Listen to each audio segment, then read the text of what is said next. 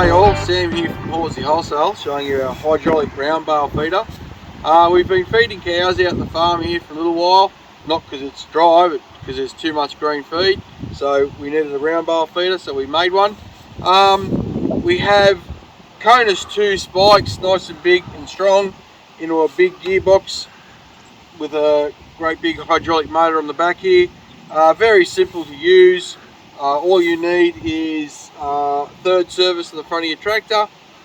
Simply spear the bale, cut your netting off and unroll it. I choose to drive backwards, so I'm not driving over the hay, but you can go any way you like. We are making another machine where the gearbox and spikes are more to that side, and you have another set of spikes here, so you can take two bales out at once. That'll be made pretty soon. So yeah, thanks for watching, keep warm and dry. Cheers.